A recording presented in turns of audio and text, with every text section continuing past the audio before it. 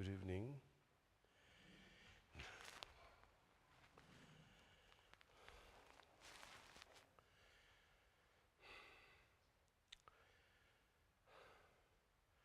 So we will begin with a prayer.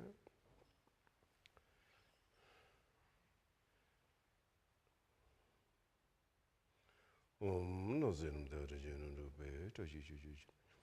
Sangi Judangi no Papezo, Gunaja Tajajo, Dimajibus. Chimay Bagata number, Guno Majan Majan, Simjasm Jala going to Pepe, eat some Zabazar. Send them to Beta Sheep, they were ship by Gelachas. Your vision of Baden Jose, Cherizon. Saying you put upon number 10 and when you put on Gundozo. Obey the Jebegano Jidan, who put the water in your mind, chosen. Chanjusing by Gelachas, our Lord and Jin the Jetaji sitting to Jobus. You know, the Naples of Pepe, many of Gizzy when you go out there. Should you watch a jingle magazine on what and Pepe to Shiramon? Some margin by the young summer, Mido than you'll be your bosom, but you. Nam this is Elazogola, to show not on the water. So some Nazogalaty page in the Kiwangana Chazano, Dutch. Getting your words about Kunjini, the never best some division to touch it. Dutch in the Javazambala, getting your words about Kunjini, the never best. Tashi dele bosoms of Barjo, Dutch in the Javazambala, getting you.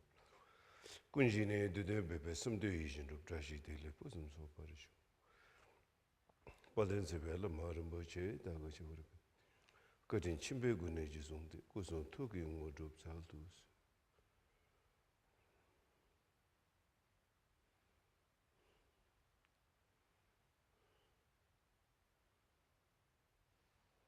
Thank you. I'm going to talk not very long today. I still have a little bit of short breath with the lungs, flu, still trying to overcome. But I'd like to speak a little bit in meditation practice.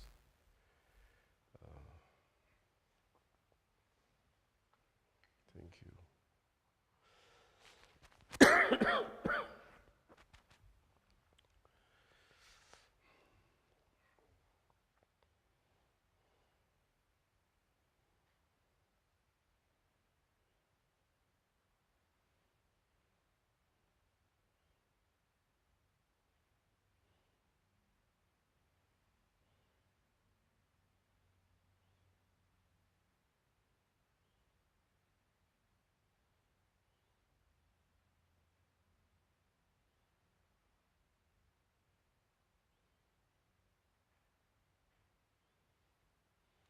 Meditation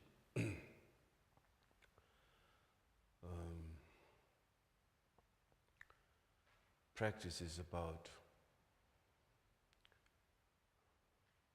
as we progress, though there are different levels of our mind that we will discover gradually, step by step, through the practice of meditation. But really, practice of meditation is about seeing your traditional term as the nature of the mind or the essence of the mind. And unless and until we don't discover the essence of the mind, we can say we are not at home. And if we are not at home, we are always wandering outside. In this case, our mind is wandering everywhere in this big universe. Whether you're in downtown Denver or uptown Denver or middletown Denver or Boulder, or your mind could be anywhere, always out of you, out of somewhere, distracted, but never really felt like being at home, where you feel comfortable, where you can basically trust yourself and be in a basic existence, which is primarily goodness, which is a basic goodness in its basic quality or basic nature. That's why we try to do meditation so that we can discover who we are. And without discovering who we are, we can say that finding peace, stability, trust, confidence would be impossible. So, and what that also tells at the same time, that kind of trust and confidence you can discover within the mind itself. It cannot possibly come from external material or external phenomena, because we already tried that. We tried to fix our problems from external phenomena. It never worked, and it never had been working, and it's never going to work. Everything is more like a temporal fix than actually discovering oneself from within. Because mind is within, mind is not outside. Therefore it's called within, means within the mind, or inside our mind. What we basically, when we talk about a sentient being, we talk about a consciousness. We talk about a being means a mind. Whether people use the word soul or mind or consciousness, doesn't really matter. It's awareness, one who thinks. But thinking is not a problem. The problem is how we get distracted to our own thoughts. And they, in turn, not seeing the right way, instead of those thoughts become a basic goodness or basic sanity, they turn out to become ego and afflictive emotion and neurosis. It's all play of one mind. There's no two different minds, it's one mind.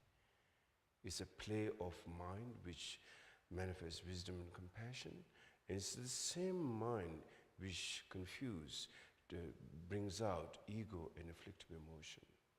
So basically, the source of goodness as well as source of our confusion is both mind. It's not we have two kinds of mind. It's just simply one mind. Now, since that is the case, this is one mind, then what is my mind?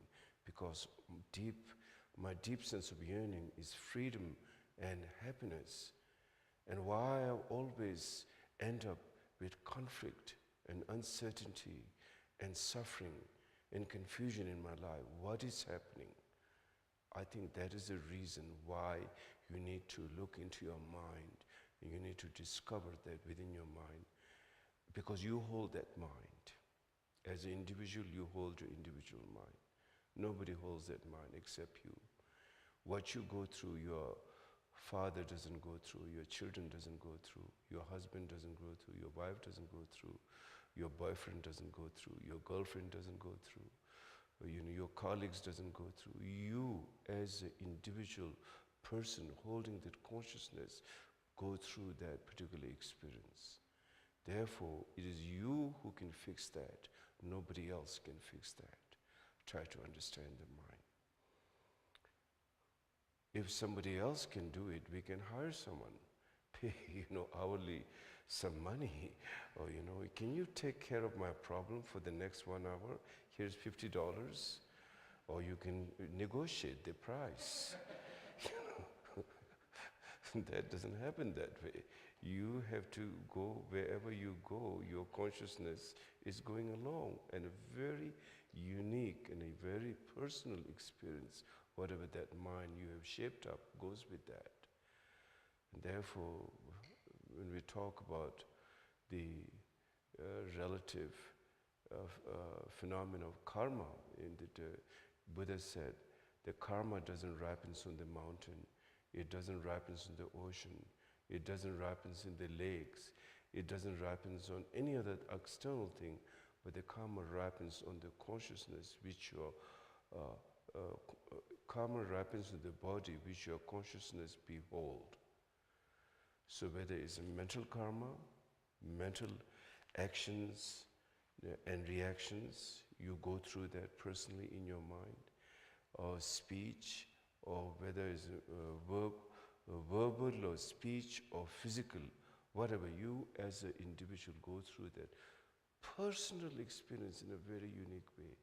Only you are the carrier of that, because your mind is the source of everything.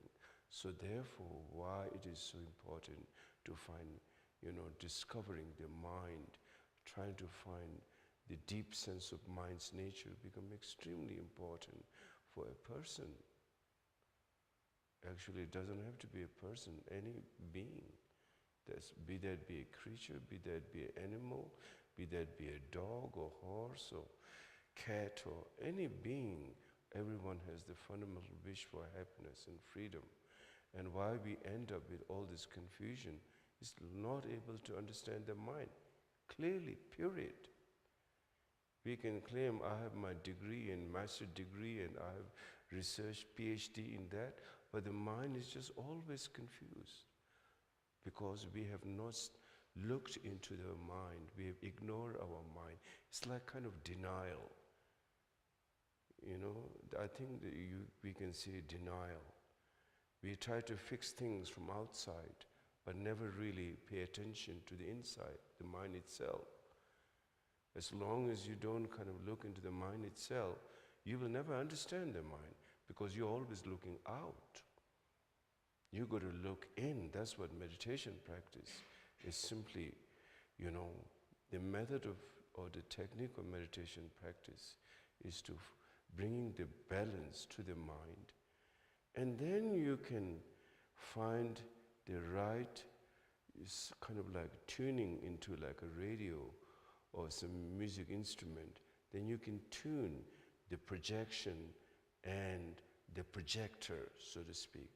There's a projector, mind projector, and the projection of the mind. There can be harmony between those two, between projector and the projection. Right now, our focus is not on the projector, but rather on the projection. So always too many thinking, too many ideas, always mind is rushing here, rushing there. And like you have not taken care of your mind. Obviously, the mind is always left out, something like that. It's bewildered, confused, how to deal with situation. And the only way is like, due to the ignorance, you can ask question to yourself. Did my ignorance, my afflictive emotions, my pain and suffering, did it arise out of some clear basic goodness, or did it arise out of some confusion? You have to say it is out of confusion. You can't say, oh, this is my clear mind thinking. This is my wisdom and compassion which produce all these afflictive emotions, and the result is suffering. It can't be. It obviously something went wrong, how you think. And you can't blame that. It's so easy for us to blame usually. Any of our problems, we tend to blame to our friends and families. But that never did anything good. It's more like temporal fix at that moment, but never really brought some fundamental change. In fact, make you addicted to that, make you weak, make you small, make you, always you have to blame someone for yourself to feel good temporarily. That's not very confident mind, or that's not some mind which transcends, but rather put us into very weak state, which is the main ingredients for afflictive emotions. Therefore, why we need to bring compassion into our life, why we need to bring kindness into our life, because we will get strong and we will feel the peace, and there's an instant experience. For instance, when you are kind and compassionate, you feel good, instantly on the spot, And even tolerance. Tolerance means when someone really challenges you and you bring that practice on the spot, literally. But at that moment, perhaps seems like weak in the eye. Some people will say, oh, why do you tolerate someone is slapping you, let's say. But deep inside, it goes much stronger than you slapping back at someone, for example. So we are always caught up looking externally, but never looking deep. Since we missed looking deep, there was no transformation. There's no transformation in life. Life keeps following the same pattern, same rug with a different pattern of colors and shape. That's it. Always back to square number one. So you can change that. To change that, you do it through the practice of meditation, and then you can do it through loving kindness, always sense of caring, affection, because you can understand your happiness also comes from others' affection and caring. Therefore, when you bring that, you're going to receive that. You're the first one to receive that. So those are, I think, important for us to reflect.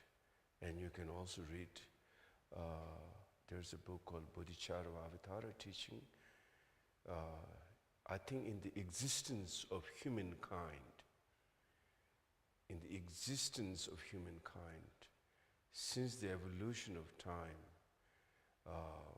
it is probably one of the most profound teaching on kindness and compassion. And it's translated in English. You can read that and you can judge by yourself. There's a saying in Tibetan, if you read that book and you didn't have a heart, then there is no hope in you. So, there are a number of translations. I think one is by His Holiness Dalai Lama. That'll be a great book. And so I would really like you to read that.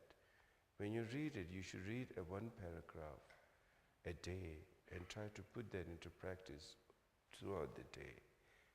So you're putting it, implementing it, the theory into action. Otherwise, theory doesn't have any meaning if you don't put into action. It's just an idea. The idea is not going to transform you.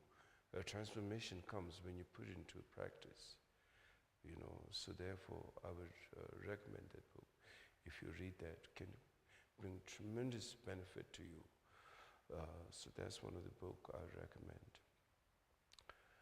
And basically, I think to have, since our main aim in life is happiness, and the meaning of life is happiness, there is no other meaning to life than happiness and freedom. There's happiness and freedom. When you talk about freedom, no one can be free if any condition is put. There's something we need to reflect that. When we say, oh, what's the catch? You're trying to be nice to me, what's the catch? Always, moment you hear there is some condition, oh, let me look first what that means. So before you sign a contract, you have hired lawyers to read the little, details so that you don't end up, with some kind of problematic situation in the future. So, but any condition, regardless, no matter how it is, always have a sense of burden. Oh, I have to either pay my mortgage, or I have to pay the taxes, I have to do this, some condition. So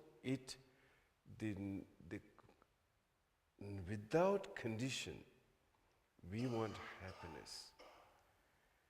And many times our temporal happiness is with conditions. They are not without conditions. And of course we say relative happiness needs to be a compromise. It's always about trying to find the balance there between a partner or between a family or between a society. It's always about compromise. But still yet, on a deeper level, there's still something sticking there. There's a condition that you are subjected to that. And if you break that condition, then you are not in a good situation, whatever that is, each person's life. But now, we deep inside have a sense of yearning at the same time, as much as we have to deal with the phenomenal world on a relative level, but at the same time, we want to be free. That's a deep sense of yearning. And that freedom means going beyond all extreme. You can't have a freedom if you are stuck in any extreme. It has to go beyond all extreme, including all isms, finally.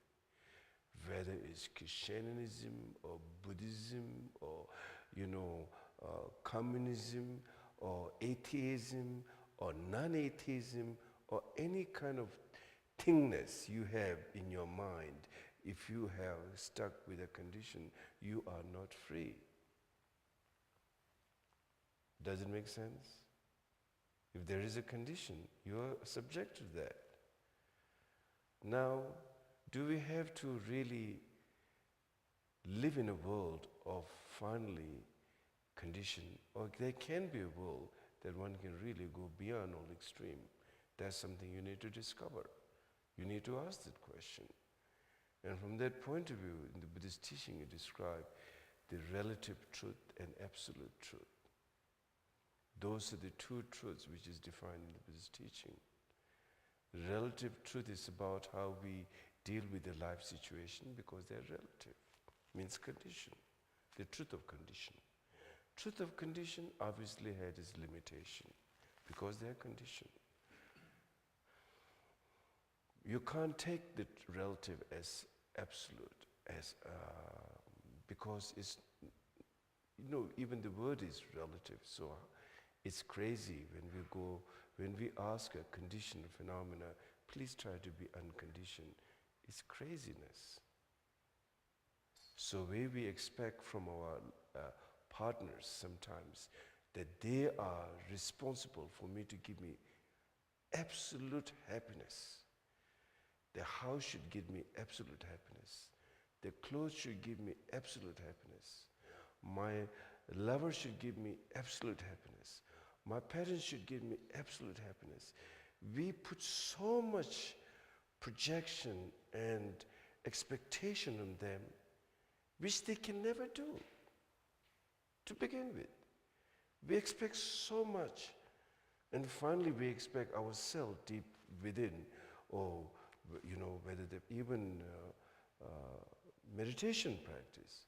My meditation should give me like a total sense of freedom.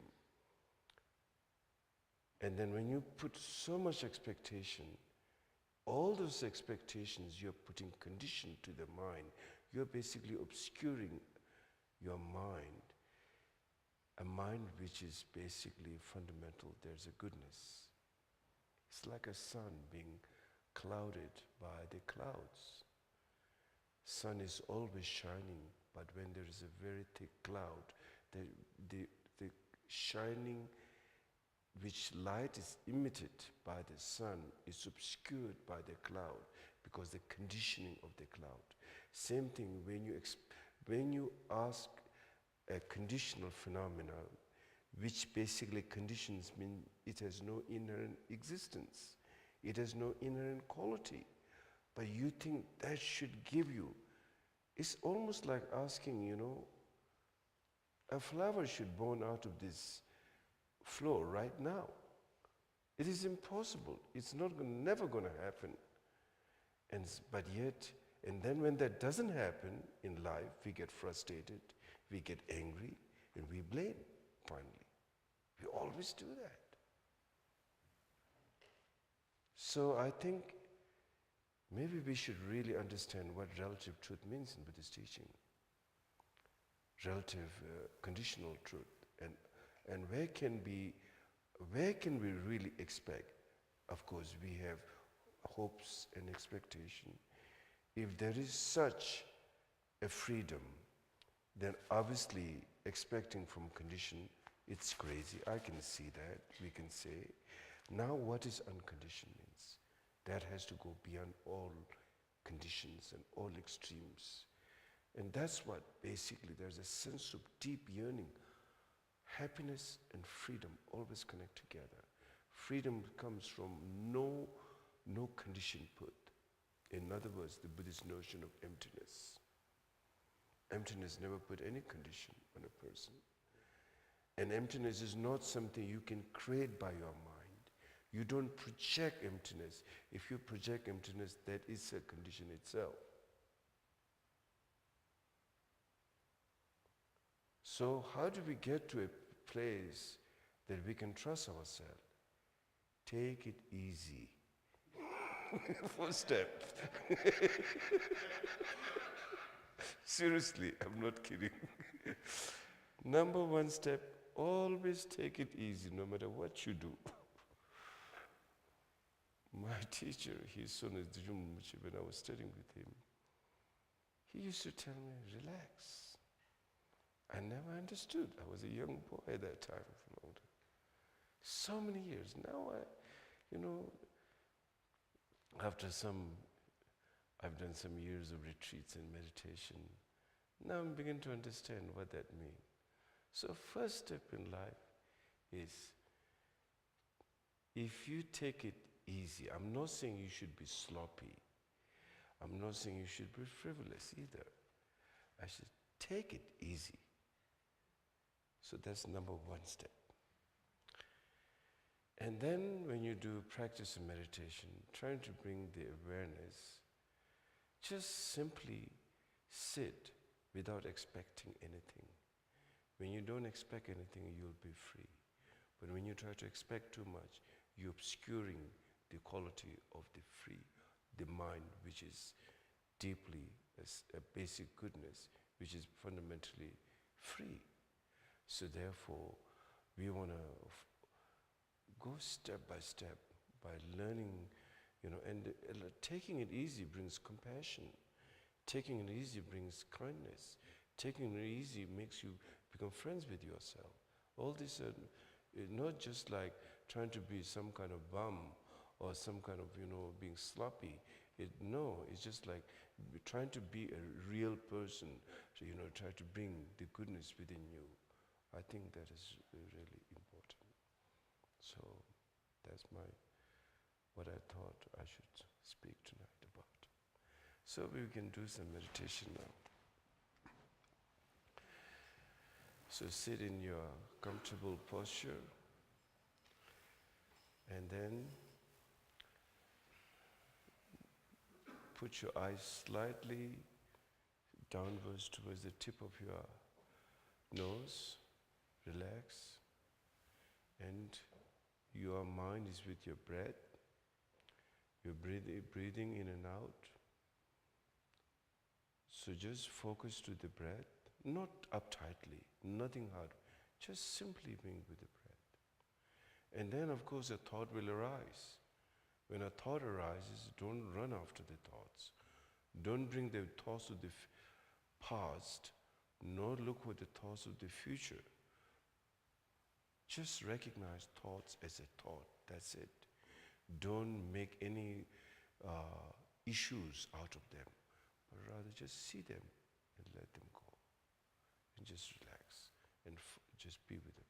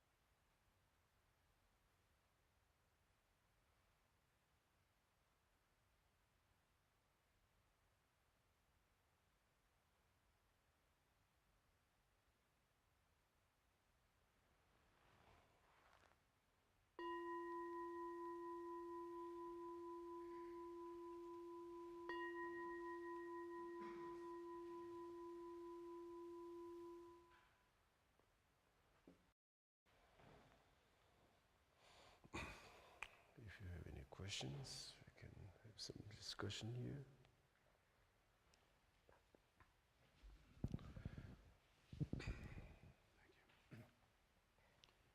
How are you feeling? Just it's deep into my lungs. This flu is a little bit tough. Yeah. I think my questions can wait. No, it's okay. It's okay. Yeah. Let's go on. Yeah. How is Chhoje Rinpoche? He's doing better. He's gradually recovering. Yes. Yeah.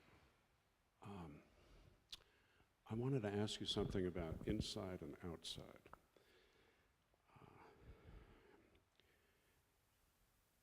We're working with our minds, which I guess you could say are inside. But there's also the problem of, in meditation, of centralizing. I've always been taught something about mixing the mind with space and not, this is why we keep our eyes open, I think. There's some idea of not dwelling, so to speak, exclusively, but, well, there's a question there somewhere. Centralizing. Yes. That's the point. Yeah, what you're trying to say. That's what we're always trying to find our balance. In other words, in whatever we do in life, we say, oh, what's the balance? Whatever we do, we talk about balance. In meditation, I think the proper word is this vocabulary is very good. Centralizing. It's more than a balance. Centralizing is much deeper than balance. And a Tibetan word is called jak tap. Jak means how to place. Tap means the method of placing. Means how do you centralize your mind. For example, when you speak about view, meditation, and action, it is, if there is no view, there is no centralizing, right? If there is no centralizing of the view, then there is no meditation. And if there is no meditation, there is no action. So view, meditation, and action, they sound differently, but basically they are one. So when we talk inside and outside, it seems to be two different things at the beginning, but actually there is no difference between in and out. The problem when we say inside and outside is when our mind is distracted, then we say your mind is distracted outwards. But actually, if the mind is not distracted, doesn't mean that you become stupid. The whole world, phenomenal will disappear, and you're just like in a blank space. That's not the point. So, in fact, you are even more aware, but at the same time, you're not. Your absence of fixation, absence of neurosis, and if there is no absence of fixation and neurosis, then there's a openness, sense of humor, which is basically compassion and wisdom, which makes everything possible to work.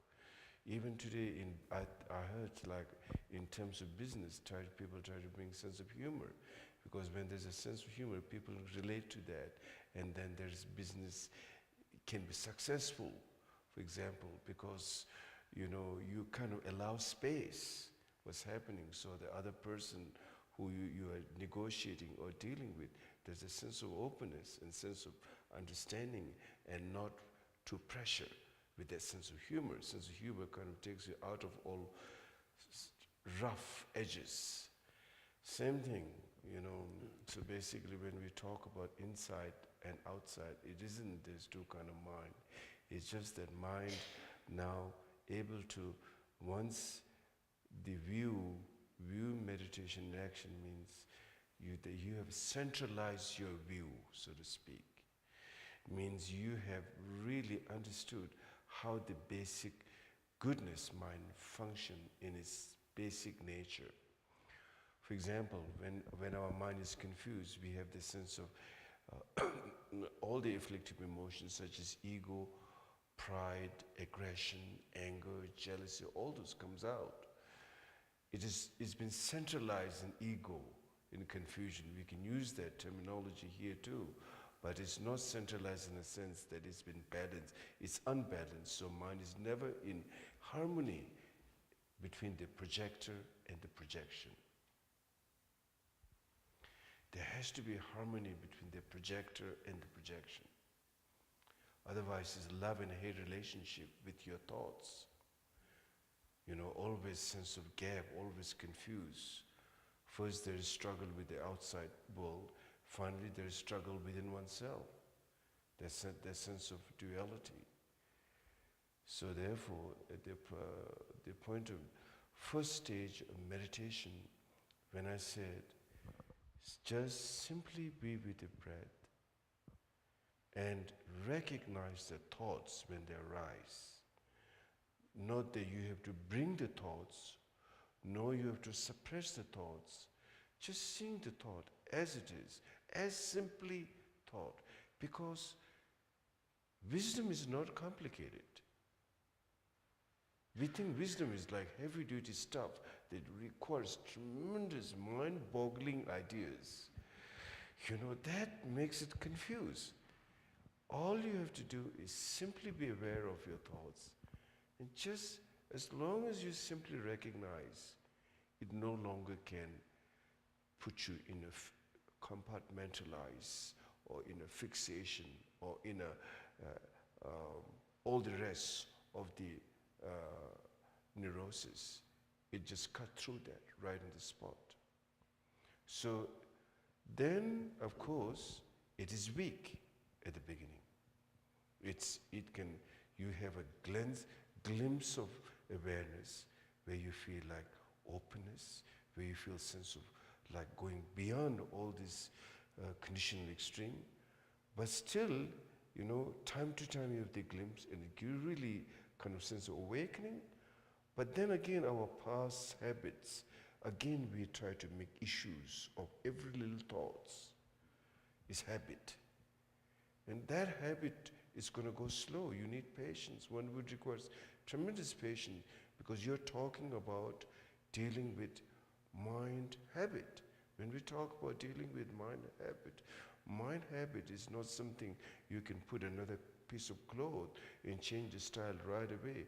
It requires that emotion so like carved on your mind, so to speak, It requires a lot of patience, and that's why we need to do sitting practice every day. And then gradually we can see those habits become, which is like being clinging to you. Gradually they become softer, gentler, and then you begin to feel the peace within yourself. Then you feel the creativity part manifesting instead of all conflict. The mind is so bothered by impossible experience of always, back to square number one with conflict and aggression, but rather there's a sense of aggression, absence of aggression, and a sense of more kindness and possibilities to whatever you see. You do it, but at the same time, you go beyond. So that requires why meditation practice has to be done diligently and keeping in mind, at the same time, whatever you do in life, you should just do it without taking it, not frivolously, but not seriously at the same time. It shouldn't be deadly serious. No, nothing in life you should do it deadly serious. And from this point of view, spiritual practice, that's called cutting through spiritual materialism. When you take spiritual practice, anything when you do too seriously, it would obscure the basic goodness, basically. You're welcome. Rinpoche, I'm happy you're here. Thank you. I'm sorry that you're ill. So I had a couple of questions. So if someone that you love very much is hurting themselves, abusing themselves. Someone you love what? Is hurting themselves Mm-hmm. and abusing themselves, almost to the point of like a slow suicide. And I offer love and compassion and patience. My question is it a conflicting emotion or is there any point that I could express anger? Or would that be a conflicted emotion? You see, now there is frustration, anger. anger and hatred, we need to separate those two different things. Anger can be also a sense of frustration, especially your loved ones who you care about. And if they are not doing the right thing, you can have a sense of frustration. And sometimes it can be a kindness. The fundamental thing is you should never lose kindness and caring and love. That's fundamental. Then out of frustration, if you try to point a little bit harshly, sometimes can be beneficial. It doesn't, otherwise compassion can play. Compassion is infinite possibilities, including where sometimes can be gentle, sometimes can be strong. It's like you take non-prescription and you take antibiotic. And if it gets worse, some surgery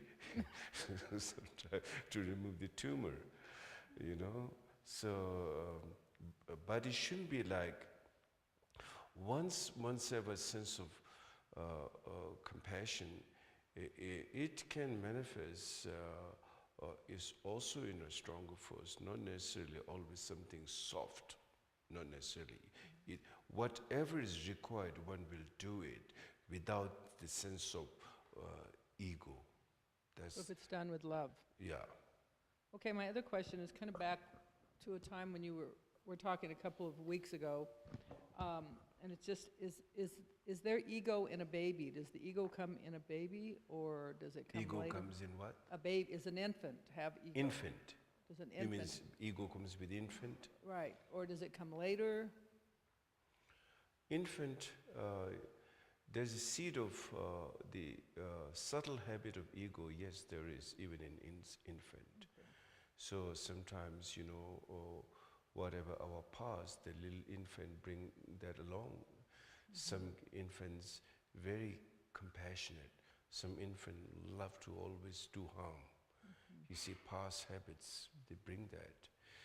And of course, on an infant level, it's not as strong as we grow up, because the phenomena world is more like infant world. They don't have that kind of seriousness like when we grow up, that we are conditioned, how to relate with things. For them, everything is just like, seems one, but that doesn't mean that on a very root level, they are free. They have their own fears and all things like that. So there is subtle ego at the infant level, but not as gross as we grow up later. Thank you so You're much. welcome.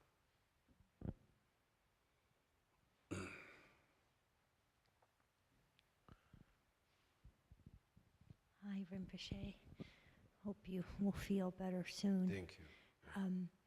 I know you've answered this before, but I keep coming up against it in my studies, and I just wondered if you could explain again the difference between soul, or Atman, and consciousness, particularly as it relates to future lives.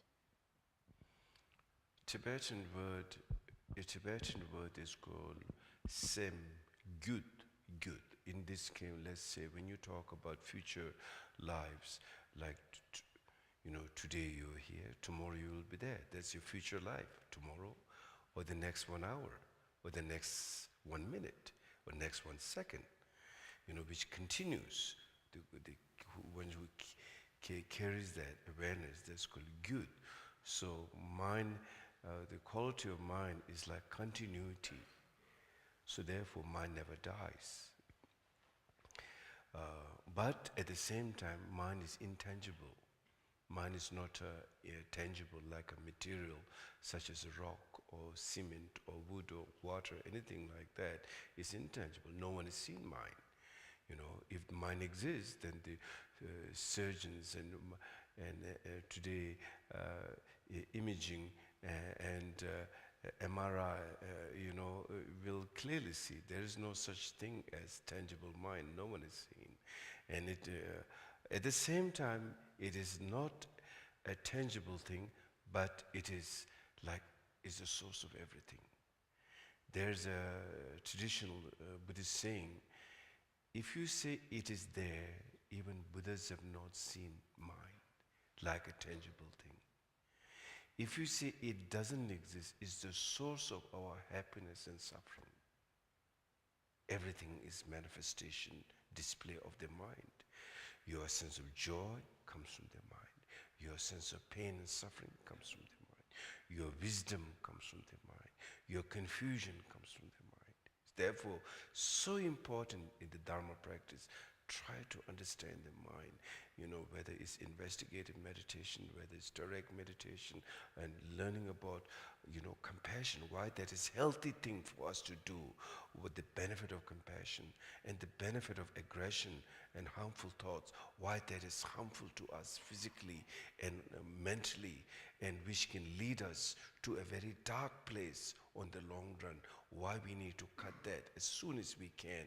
It's like there's a saying, do not underestimate a little fire in a haystack. The little spark will burn, like we see in America. One lightning, thousands and thousands of acres of fire burned by one spark first. So never underestimate negative thoughts. You may this doesn't matter, one time I can do, but later it will grow and grow and grow like a tumor, like a, fire. And never undermine our good thoughts also. This is just small act of kindness. You should not underestimate. That's also powerful. It can grow. So therefore,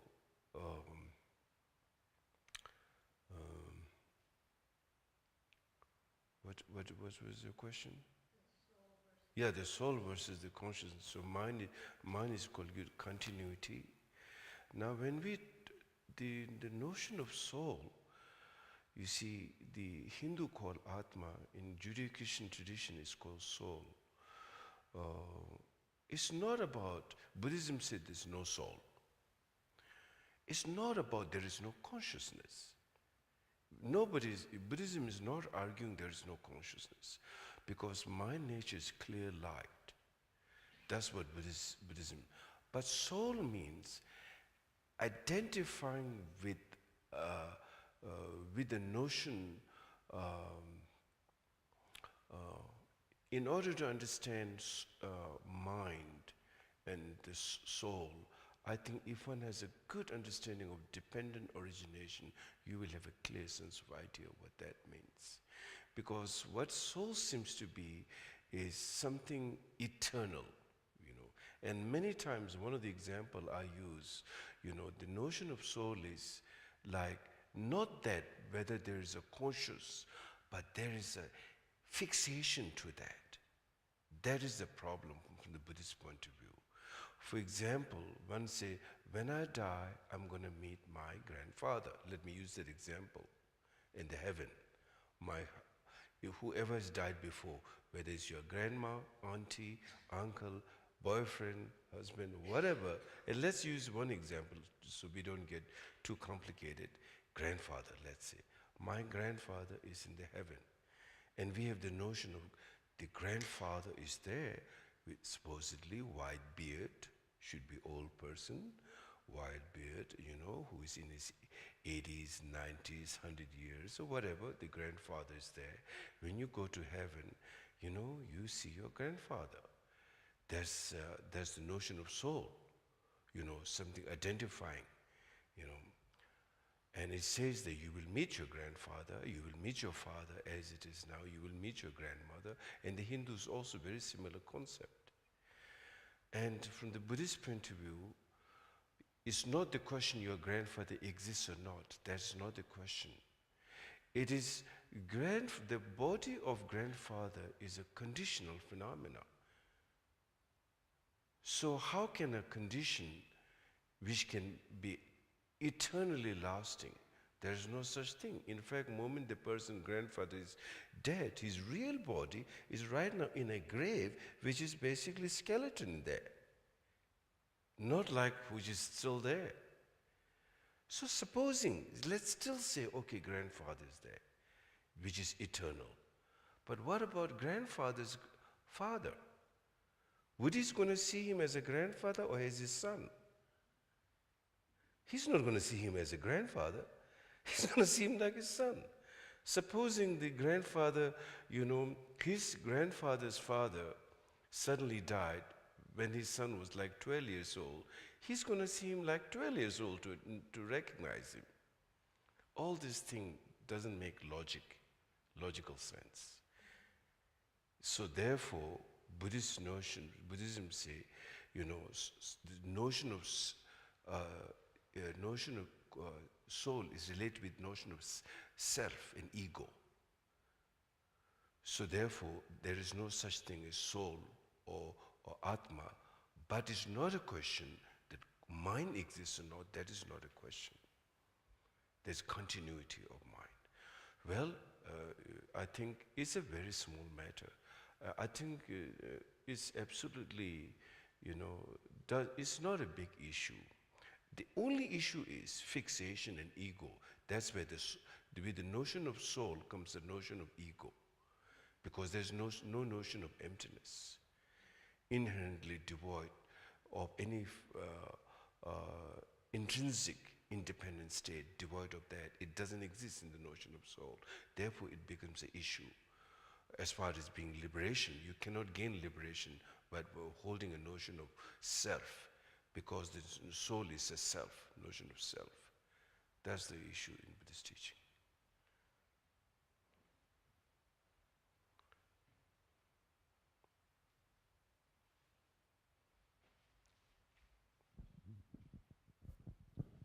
Hi, my name is Art. I have a question about mantras. What is a mantra, in your opinion, for? Is it for concentration, or is it for intention? Is it to create a habit so you can invoke the universe? There are many kinds of mantras. To give an example, mantra is more like there are so many kinds of language of love, language of war, language of business, language of all kinds. So same thing, mantras are language of invoking. Mantra is like invoking an energy of a particular whatever you aspire to bring it out in the world. That's what basically mantra is about. So there is mantra of compassion, there's mantra of healing, there's mantra of, black magic, for example. There's also mantra spell. And white magic, you can say. You invoke, like when you see people doing spell, they chant something, That's like mantra.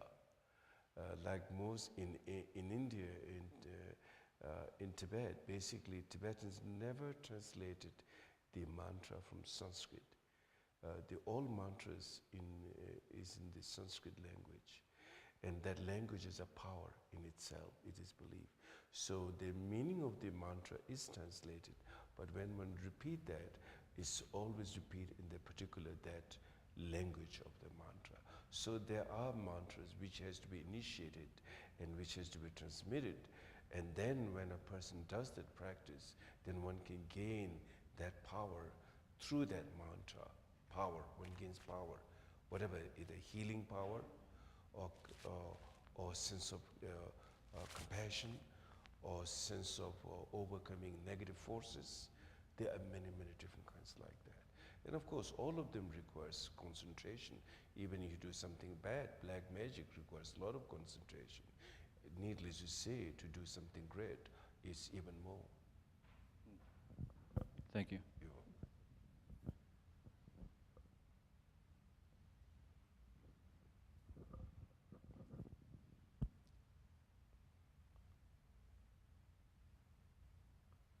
Okay, wonderful. Thank you. So let's do the world peace prayer.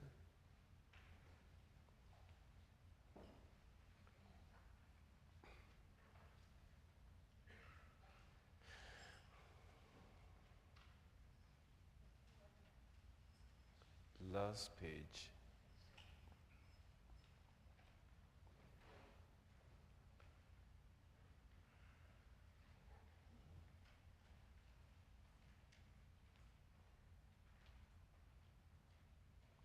In the world in general and in this nation, may not even the names disease, famine, war, and suffering be heard. May virtues, qualities, and merit and prosperity greatly increase. and may continuous good fortune and sublime well-being perfectly rise. In the world in general and in this nation, may not even the names disease, famine, war, and suffering be heard. May virtues, qualities, and merit and prosperity greatly increase, and may continuous good fortune and sublime well-being perfectly rise. In the world in general and in this nation, may not even the names disease, famine, war, and suffering be heard. May virtues, qualities, and merit and prosperity greatly increase, and may continuous good fortune and sublime well-being perfectly rise. Now go to the very bottom of it. By this merit, may all beings gain omniscience.